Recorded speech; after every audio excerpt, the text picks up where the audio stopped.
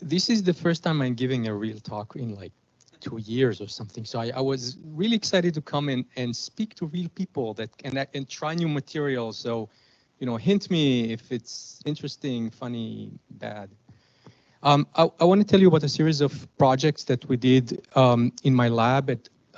So I wear two hats. I have a lab at the Bar-Ilan University with regular students, PhD students, and I also lead the team of NVIDIA research in Israel. And I want to talk with you about the relation between perception and reasoning and action. So, okay.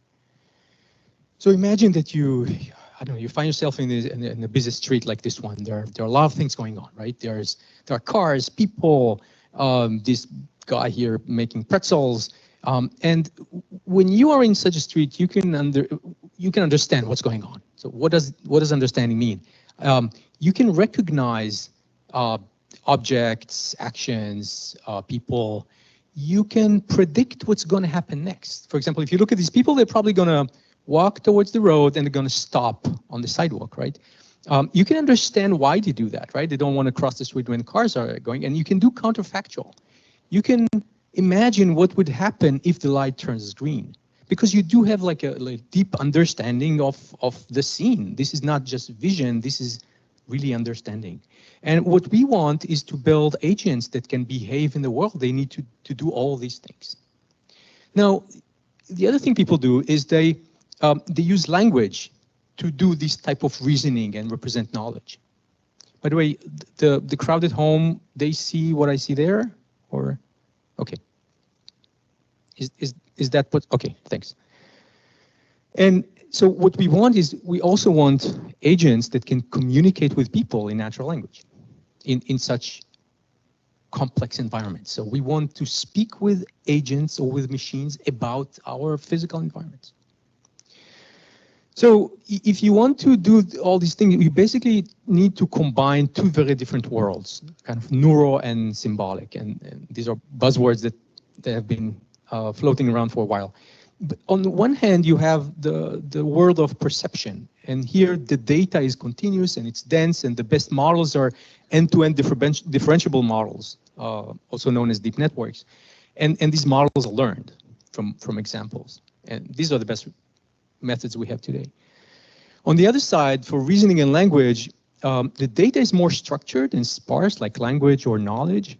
And a lot of the good models are symbolic and programmed. So we want to build models that kind of combine these two worlds, and there are different approaches to do that. And I'm going to describe some approaches that we took in our research.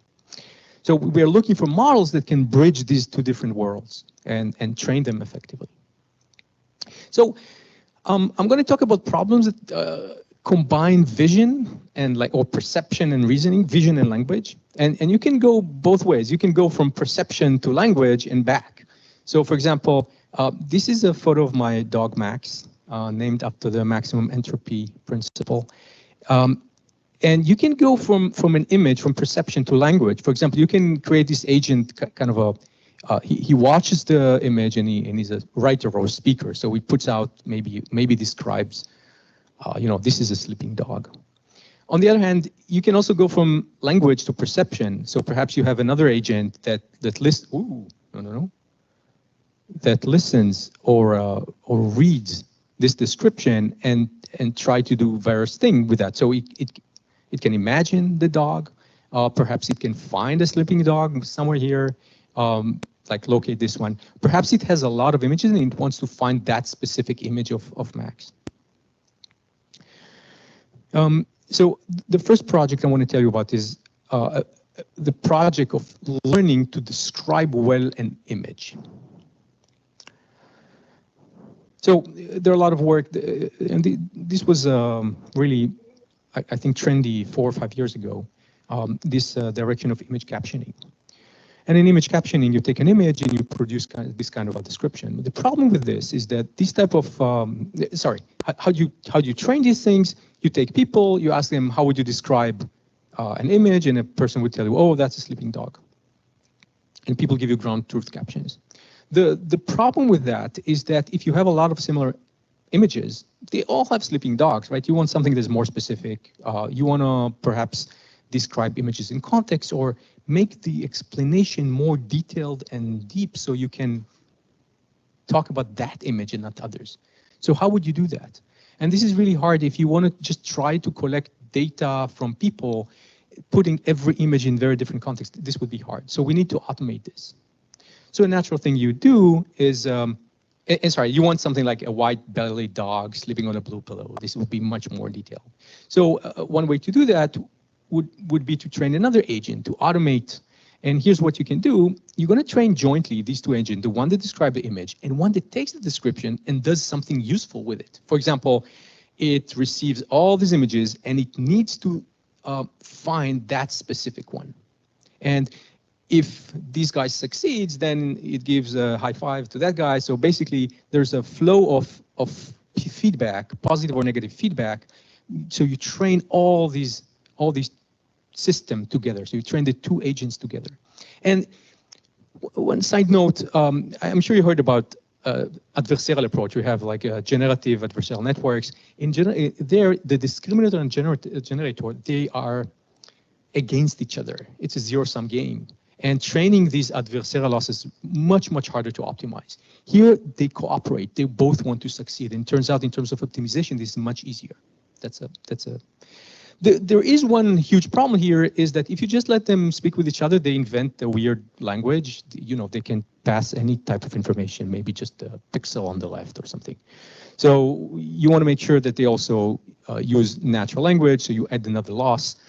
And in this work, we train jointly with loss that has like a discriminative loss that helps you do the useful thing, and a like kind of a naturalness loss that keeps the sentences close to how people would describe the original image. And so doing this jointly worked much better than baselines. Here are a few examples. If you just do the generic captioning, it will give you something like a cat in a chair. If you try to do just discriminative, you get something that it's not really natural, like a cat lying on top of a wooden chair in a wooden chair, right? Kind of these repetitions.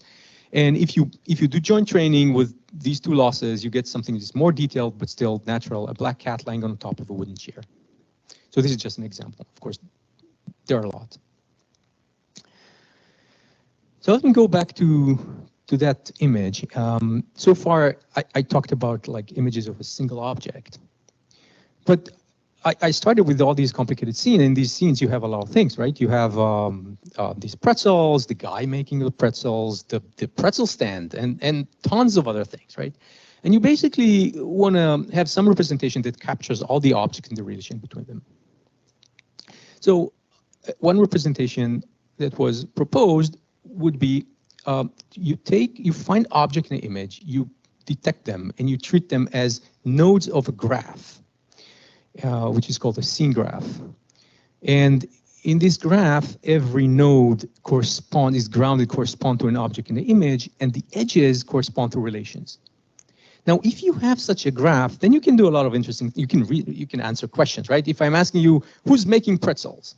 Well, you go to the graph, you look at pretzels. Oh, okay, who is making them? The man is making them. And you can actually point back to the image, and you can answer questions in a grounded way. That would be great. So all you need to do is to have these scene graphs, and there are a lot of work on how you predict scene graphs from images. And we have a few papers about that, but actually predicting scene graphs has some severe limitations. And first one, it's really hard to collect ground truth label data for training. You ask people, find all the objects here and all the relations, and there's huge variability across raters, and they find non-interesting relations, and they miss the interesting relations. It's really hard. The data, even the best data today, is not high quality. The other problem is it's hard to optimize because once you have this type of structure, it's sparse and discrete and hard to pass gradient through, right? And the last thing is that if you have a downstream task, well, maybe you've selected a scene graph that does not match the end task that you care about.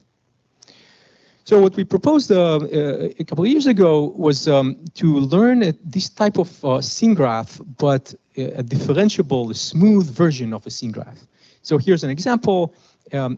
This was for a task called a referring relationship. You're given an image and a triplet, man throwing frisbee, and you need to find that in that image, who's the man who's throwing the frisbee. So there's some object detector that finds all the people and the objects, and they are passed through this differentiable scene graph. So at the end, you can you find the subject, the object, and there could be other distractors. So here some example how this works. You're given, let's say, boy wearing hat, and in this image there are several boys, only one is wearing the hat, and it does find that subject that's wearing the hat. And same in many other examples. Now, this starts to be useful actually. If you have some devices, I don't know, you have a smart car, you want to tell, hey, park under the tree or near the yellow Toyota, or you have your vacuum cleaner, you tell it, clean under the sofa a bit more, my in-laws are coming. So this type of expressions that refer to things in the perceived environment, they can actually be useful. I'm switching to another problem, which is like real deep problem that is really, really hard to solve. We've been thinking about this for like, I think, 5 years, and we start to get some progress. And the problem is the problem of compositional recognition. What's this? Yeah, monkey on a board, riding a board. You can recognize this even though you've never seen I hope, monkey riding a board. What are these? Yeah, again, I should say Yoshua Benjo told me he actually saw these goats. Okay, so I usually say, oh, you've never seen goats on a tree, but yeah, in Morocco. So you can, again, recognize these, even though this is not, it doesn't make sense, right? You doubt, you think this is Photoshopped or something, but it's actually, these are real goats on a tree. And you can do, so what people can do, they can understand new combinations of familiar components. But this is really, really hard for our current method, like deep methods. And I can explain the reason in a second, but let me say how we address the type of problems. We look at the problem of compositions of nouns and attributes. So if you go to your supermarket, you get the white cauliflower or red tomato, and you just get used to the fact that tomatoes are red, or maybe some are yellow or kind of reddish. Cauliflowers, they're white, right? So this is the white swan problem. At some point, since all swans are white, you just are used, right? The word swan becomes like a synonym for white. But then the problem, because the two are really correlated, right? And because they're really correlated, it's really hard to disentangle the two notions apart just from examples. But then, of course, at some point, one day you go to the supermarket and there are black tomatoes or purple cauliflower, and you know these are black tomatoes. You can recognize that. But it's really hard for deep networks. And we took an approach that is based on causal reasoning, causal inference. The idea was that we want to break the correlation between kind of the purple and the cauliflower. We basically have a graphical model, a causal graphical model, where you condition on the attribute and the noun, and using this direction of causality, you're saying, okay, the image is basically created by when you condition on these, and this allows you kind of to break the confounding effect of the correlation that happens in the train set, but does not happen at the test set. And these type of approaches of causality are really important for because we care actually about the right correlations, the mechanism, the causing relations, not just the co-occurrence. And in this case, we were better than baselines. Again, this is a Norris paper just a few months ago. Okay, I'm switching to reasoning about videos. This is a fun task. You see this snitch golden globe here. Your goal is to trace where it is, track it. And it's tricky because it's getting covered by this yellow cone, and the yellow cone itself is moving, so a lot of things going on here. Actually, there are 4 different things that can happen to the golden snitch. It could be visible, it could be occluded, maybe behind a target. It could be contained by, and it can be carried away. Imagine a person going into a cab and moving from the scene. You know it's there because you understand, you reason that the car is carrying the person with it. So there's actually a fun fact here. I'm sure many of you heard about this. It's kind of an urban myth that very young infants, when they don't see their parents, they think they disappear or something, right? There's this, I'm sure every parent in the crowd heard that. And this was based on very early experiments by Piaget. And later people showed this is actually not true. I think it's called, well, the technical term is object permanence, or kviut object. I'm not sure how it is with the parents. Okay, good. And turns out later experiments in child psychology show that there is, of course, infants understand that their parents don't disappear when they just don't see them. But what's much harder for them and develops at a later age is actually this idea of caring. So if something covers another object and moves with it, this is much more hard. This is much harder for infants to reason about. So actually, based on that, we built an architecture that has two reasoning modules, one that decides what to track, and one that actually tracks that. Here, an example of the gold is the model prediction, the blue box is the true location. You can see it works in this case. It's pretty tricky, right? You see the cone sits on it, and then it's moving, and there's another cone. It's a really hard task. Okay. This is the last project I want to tell you about. How much time do I have? None? Okay, I'm going to be really quick because you waited 40 minutes for me, so really quick. So do you see this WAM beam with the red hood? Well, sure. Yeah, it's making the pretzel. Well, some of you wonder what's a WAM beam. Well, you don't know this word because I just invented it. Okay, I made it up. But you clearly understand that I was referring to a guy that wearing a red hood. So it turns out that people can easily infer the meaning of words from the context, and this is actually again known as one mechanism by which infants learn new concepts. Their work by Markman and colleagues already from the 80s. There are fun experiments. You go to YouTube and you see this nice infant. He tells you, oh, there's a blicket here. Can you get the blicket? And he knows what the ducky is, so he chooses the other thing. So children clearly learn this type of new terms, new concepts from kind of elimination. And I want to, how do I switch to video? Can I switch to video?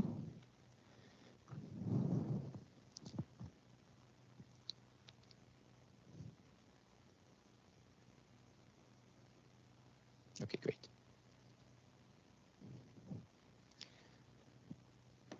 Okay, no, it doesn't show. You know what, I'll see, for sake of time.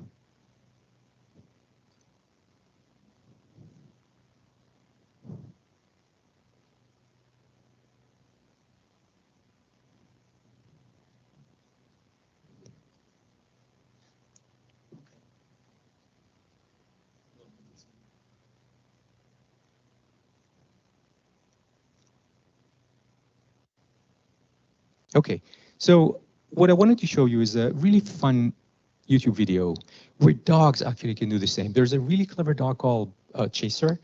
Go on Nova and find, you know, it's Chaser the dog shows off his smart. So here's the experiment. It's really fun experiments. There's this guy, psychology professor, that trained their dog to recognize 1,000 different words.